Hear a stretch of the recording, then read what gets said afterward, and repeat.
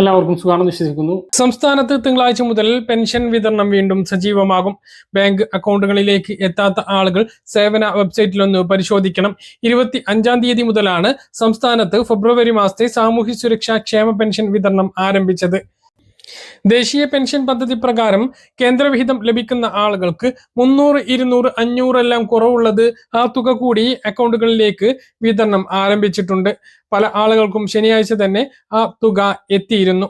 ഇനിയും എത്താത്ത ആളുകൾക്ക് തിങ്കളാഴ്ച ആ ഒരു തുക എത്തിച്ചേരുന്നതാണ്.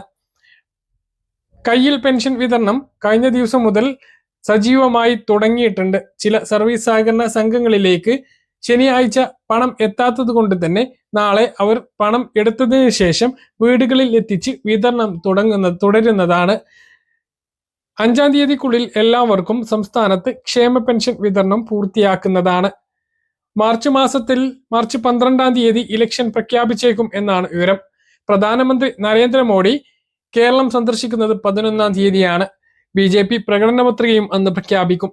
അതിനുശേഷം പിറ്റേ ദിവസം തന്നെ ഇലക്ഷൻ പ്രഖ്യാപിച്ചേക്കും എന്നുള്ളതാണ് ഉദ്യോഗസ്ഥ തലങ്ങളിൽ നിന്നും ലഭിക്കുന്ന വിവരങ്ങൾ. എന്തായാലും ഈ മാസം അവസാനത്തിന് മുമ്പ് ഇലക്ഷൻ പ്രഖ്യാപിക്കും. അതിനു മുമ്പ് പെൻഷൻ പ്രഖ്യാപനങ്ങൾ ഉണ്ടാകും. വിഷു ഈസ്റ്ററിനോടനുബന്ധിച്ച് 2 മാസത്തെ പെൻഷൻ ഒരുമിച്ച് ലഭിച്ചേക്കാനുള്ള സാധ്യതയുണ്ട്. അത് ഏപ്രിൽ മാസത്തിലായിരിക്കും.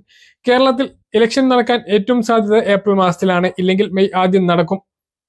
സ്ത്രീ സുരക്ഷാ പെൻഷൻ മാർച്ച് മാസത്തേതിന്റെ വിതരണം മാർച്ച് 10-ന് ശേഷം നടപടികൾ ഉണ്ടാകും. മാർച്ച് 20-ന് മുമ്പ് സ്ത്രീകൾക്ക് പെൻഷൻ ലഭിക്കും. 10 ലക്ഷത്തോളം ആളുകൾക്കാണ് ആദ്യഘട്ടത്തിൽ വിതരണം ചെയ്തത് എങ്കിൽ 15 ലക്ഷത്തിലധികം ആളുകൾക്ക് 2-ാം ഘട്ടത്തിൽ സ്ത്രീ സുരക്ഷാ പെൻഷൻ 1000 വിതരണം ചെയ്യും. സംസ്ഥാനത്ത് മാർച്ച് മാസത്തെ സാമൂഹ്യ സുരക്ഷാ പെൻഷൻ 25-ന് ശേഷം തന്നെയായിരിക്കും ഉണ്ടാകുക. ഇതാണ് പെൻഷൻ വിതരണവുമായി ബന്ധപ്പെട്ട് ഏറ്റവും പുതിയ അറിയിപ്പ്. അപ്പോൾ ബാങ്ക് അക്കൗണ്ടുകളിലേക്ക് പെൻഷൻ എത്താത്ത ഒരുപാട് ആളുകൾ ഉണ്ട് എന്ന് കമന്റ് ചെയ്യുന്നു. അങ്ങനെയുള്ള ആളുകൾ തീർച്ചയായിട്ടും സേവന വെബ്സൈറ്റിൽ കയറിയിട്ട് പരിശോധിക്കണം. ആധാർ നമ്പർ വെച്ചോ അല്ലെങ്കിൽ പെൻഷൻ ID നമ്പർ വെച്ചോ ഇതിൽ കയറാവുന്നതാണ്. പെൻഷൻ ID നമ്പർ അല്ലെങ്കിൽ ആധാർ നമ്പർ നൽകുകയും പിന്നീട് വരുന്ന 5 അക്ക കോഡ് അടിച്ചതിന് ശേഷം ഇതിൽ ലോഗിൻ ചെയ്ത് പെൻഷന്റെ എല്ലാ വിവരവും അറിയാം. വിതരണം ചെയ്തിട്ടുണ്ട് എങ്കിൽ അതും, ഇല്ല മുടങ്ങിയിട്ടുണ്ട് എങ്കിൽ എന്തുകൊണ്ടാണ് മുടങ്ങിയിട്ടുള്ളത് എന്നും കാണാൻ സാധിക്കും.